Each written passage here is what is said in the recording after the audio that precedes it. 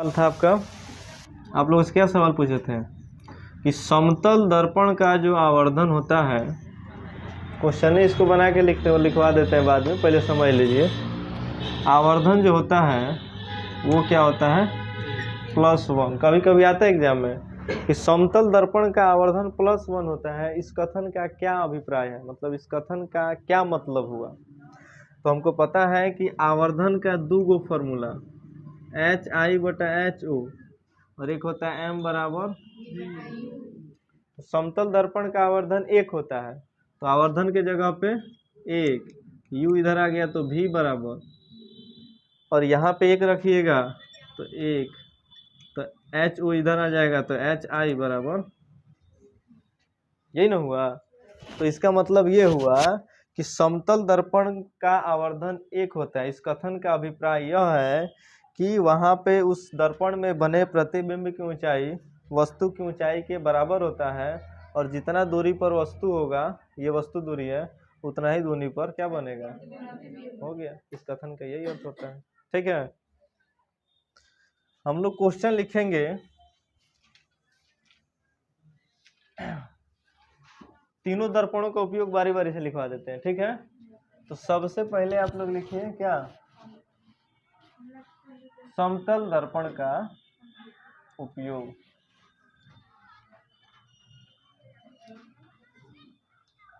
इसका उपयोग use of plane mirror, use of plane mirror, ठीक है।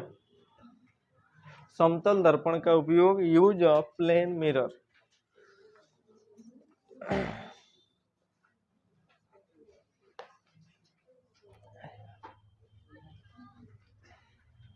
कुछ कह रहे हैं। 1 नंबर में लिखिए, समतल दर्पण का उपयोग चेहरे को देखने के लिए किया जाता है। पहला, थोड़ा जल्दी जल्दी लिखिएगा। समतल दर्पण का उपयोग बोर्ड पे ही तब लिख देते हैं, है कि नहीं।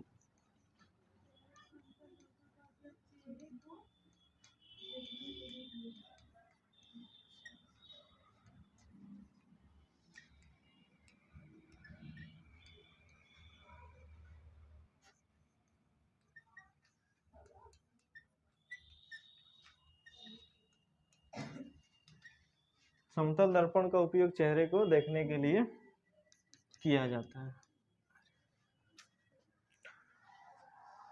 2 नंबर में लिखिए, इस समय नहीं है क्या,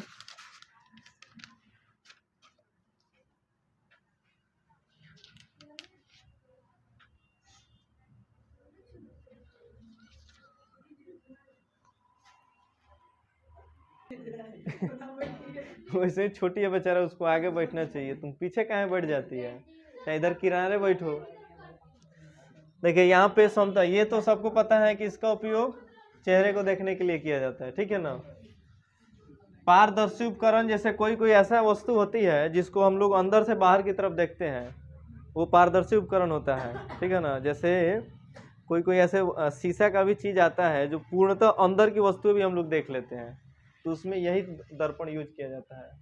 कौन सा, समतल दर्पण। पारदर्शी उपकरण बनाने के लिए समतल दर्पण का उपयोग, ये सजावट के लिए मंदिर में, ठीक है ना, या आभूषणों में और इत्यादि में समतल दर्पण का उपयोग किया जाता है। दुकानों में भी देखते हैं शीशा रखा जाता है, वो सब समतल दर्पण है। कौन से दुकान में, ये किराना वाला दुकान जो होता है उसमें शीशा रखा रहता है, वो कौन सा दर्पण होता है, समतल। अवतल उत्तल नहीं।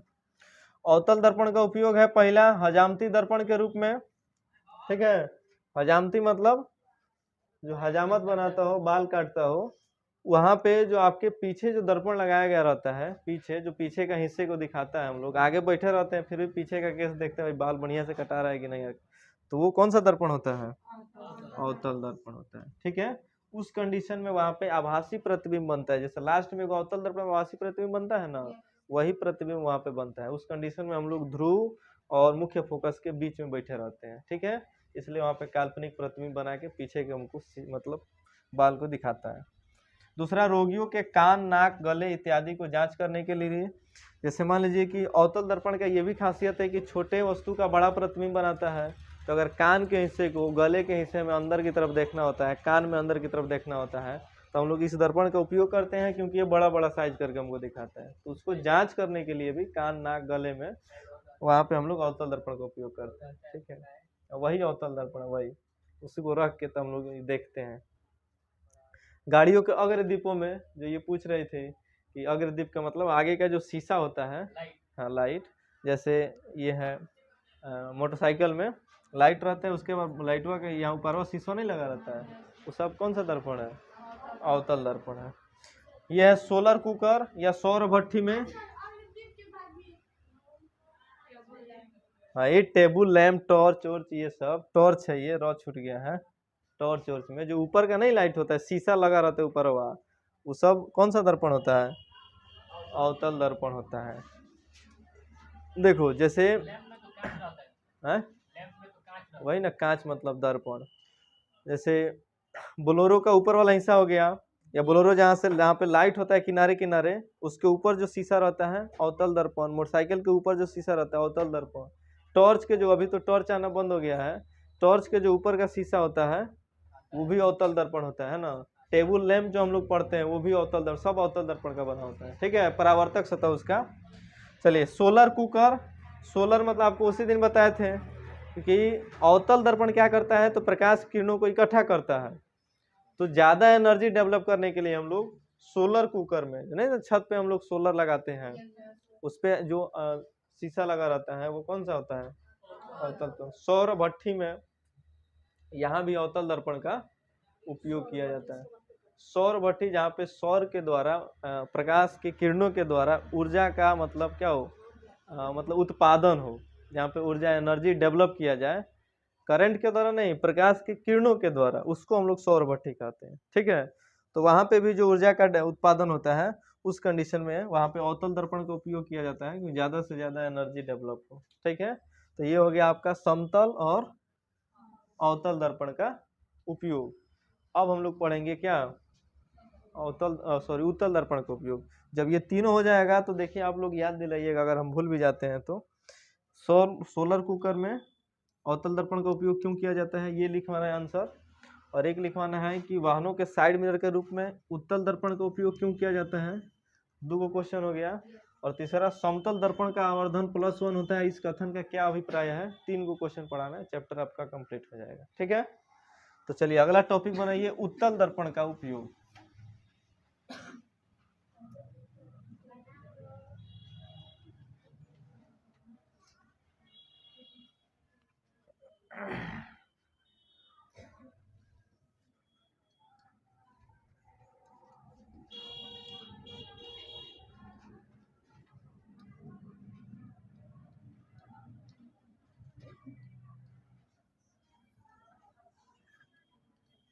उत्तल दर्पण का उपयोग बोल दें कि लिख दें?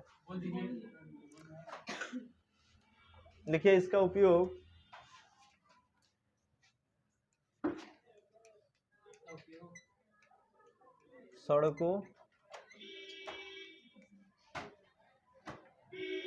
सड़कों या गलियों में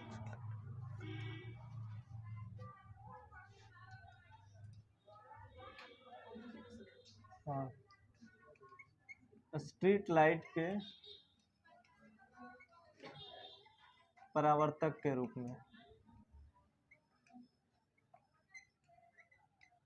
परावर्तक के रूप में यहाँ पे ला देते हैं रूप में। ये हो गया। दूसरा,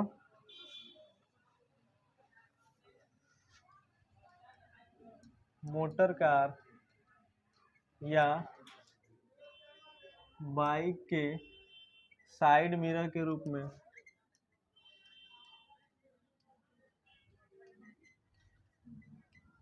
साइड मिरर के रूप में। तीसरा,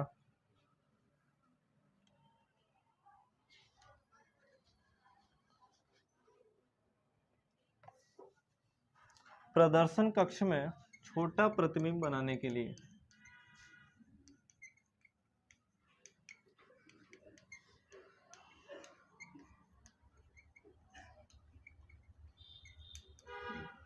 इस सब जगह पर उत्तल दर्पण का उपयोग किया जाता है। नोट कीजिए तो जल्दी से। जैसे सड़क पे देखें ना, सड़क पे जो लाइट लगा रहता है बीच में खंभा गाड़ के, तो वहाँ पे जो परावर्तक के रूप में यूज किया जाता है वो उत्तल दर्पण होता है। साइड मिरर के रूप में तो बता ही दिए उत्तल दर्पण का उपयोग किया जाता है। अब प्रदर्शन कक्ष में कहीं कहीं अगर प्रतिबिंब का छोटा प्रतिबिंब बनाना होता है वहाँ भी उत्तल दर्पण का उपयोग किया जाता है। ठीक है, चलिए अब अगला क्वेश्चन लिखिए आप लोग। उत्तल दर्पण का उपयोग वाहन के साइड मिरर के रूप में किया जाता है, क्यों? क्वेश्चन है, उत्तल दर्पण का उपयोग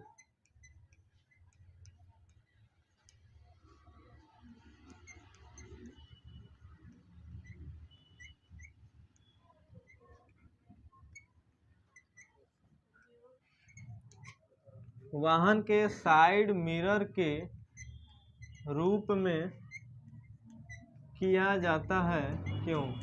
किया जाता है क्यों? क्या लिखे हैं? उत्तल दर्पण को भी वाहन के साइड मिरर के रूप में किया जाता है, क्यों? लिखवाना नहीं है, बस समझा रहे हैं, घर से लिख के लाना है इसको। ठीक है, देखिए समझिए। उत्तल दर्पण में एक गुण पाया जाता है जो अवतल और समतल में नहीं पाया जाता है, क्योंकि उसके जगह पे तो हम लोग अवतल भी यूज कर सकते हैं, है कि नहीं? वो गुण क्या होता है? उस गुण का नाम है क्या? विस्तृत दृष्टि क्षेत्र। ये उसके गुण का नाम है। क्या नाम है? क्षेत्र। इस गुण के कारण ये जो उत्तल दर्पण है ये बड़े बड़े वाहन का प्रतिबिंब छोटा करके दिखाता है, इसलिए हम लोग उत्तल दर्पण का उपयोग वाहन के साइड मिरर के रूप में करते हैं। अब मान लीजिए जितना बड़ा ट्रक है उसका प्रतिबिंब बनाने के लिए उतना बड़ा तो लगाना पड़ेगा कांच। उतना बड़ा कांच लगाइएगा तो पता चलेगा पूरा रोड दो को रोड लेके घूमिएगा एक साथ, उतना बड़ा रोड भी तो होना चाहिए, तो वो संभव नहीं है। इसलिए यहाँ पे वहाँ पे हम लोग उत्तल दर्पण की यूज करते हैं, क्योंकि छोटा सा उत्तल दर्पण अगर लगाते हैं तो उसके पास ये ऐसा गुण होता है जिस गुण के कारण वो बड़े बड़े वाहन का प्रतिबिंब छोटा करके दिखाता है। तो आंसर में कैसे लिखना है आपको? आंसर लिखना है कि उत्तल दर्पण में विस्तृत दृष्टि क्षेत्र गुण पाया जाता है, जिस गुण के कारण उत्तल दर्पण बड़े बड़े वाहनों का प्रतिबिंब छोटा करके दिखाता है, इसलिए उत्तल दर्पण का उपयोग वाहन के साइड मिरर के रूप में किया जाता है। हो गया आंसर। चलिए अगला क्वेश्चन लिखिए, घर से बना के लेके आना है।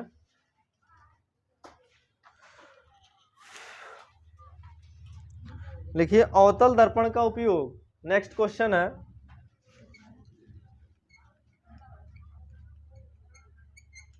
अवतल दर्पण का उपयोग सोलर कुकर के रूप में किया जाता है, क्यों?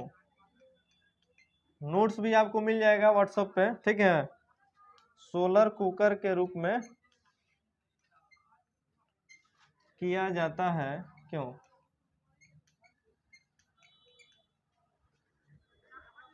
क्वेश्चन है, इसको भी समझाते हैं। पहले क्वेश्चन लिख लीजिए, घर से आंसर लिख के लेके आना है।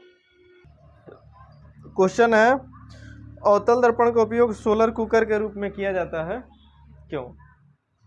चलिए ध्यान दीजिए विशाल, इधर देखिए। सोलर कुकर में हम लोग यूज करते हैं अवतल दर्पण, और अवतल दर्पण उत्तल दर्पण की एक क्वालिटी होती है कि जब प्रकाश की किरणें प्रधान अक्ष के समानांतर हम भेजते हैं तो परावर्तन के बाद वो अपने आप कहाँ से जाती है?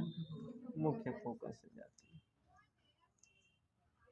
ठीक है, तो जब हम मान लीजिए बहुत सारी प्रकाश की किरणें आ रही है, बहुत सारा प्रकाश की किरण, देखिए उसका फिगर बना के दिखाते हैं।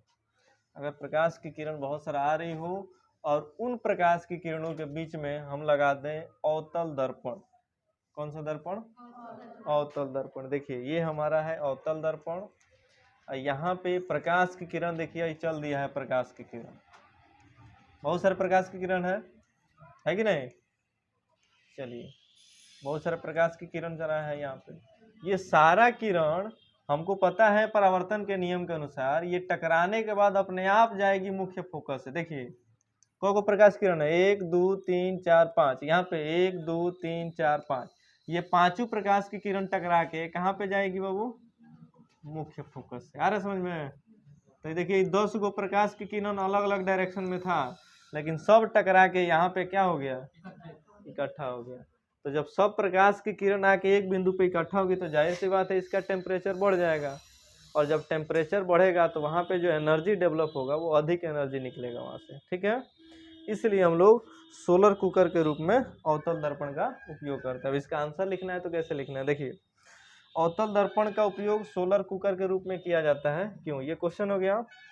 तो यहाँ पे लिखना है कि प्रकाश की किरणों के सामने जब अवतल दर्पण को हम लोग लाते हैं तो अवतल दर्पण में प्रकाश की किरणें परावर्तन के बाद मुख्य फोकस पर क्या हो जाती है, एकत्रित हो जाती है। एकत्रित होने के कारण मुख्य वहाँ पे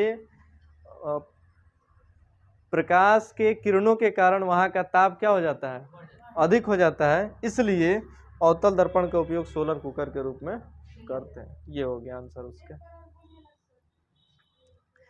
देखिए यहाँ पे क्वेश्चन ये हो गया, इसका आंसर लिखना है तो लिखिएगा प्रकाश की किरणों के सामने जब अवतल दर्पण को रखा जाता है तो वहाँ पे प्रकाश की किरणें परावर्तन के बाद मुख्य फोकस पर इकट्ठा हो जाती है, जिसके कारण वहाँ का टेम्परेचर बढ़ जाता है, इसलिए अवतल दर्पण का उपयोग सोलर कुकर के रूप में किया जाता है। चलिए नेक्स्ट क्वेश्चन लिखिए, लास्ट क्वेश्चन है आपके चैप्टर का।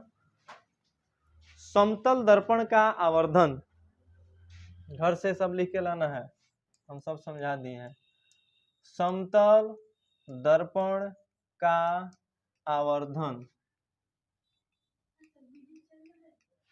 हाँ चालू है वीडियो। समतल दर्पण का आवर्धन +1 होता है, इस कथन का क्या अर्थ है?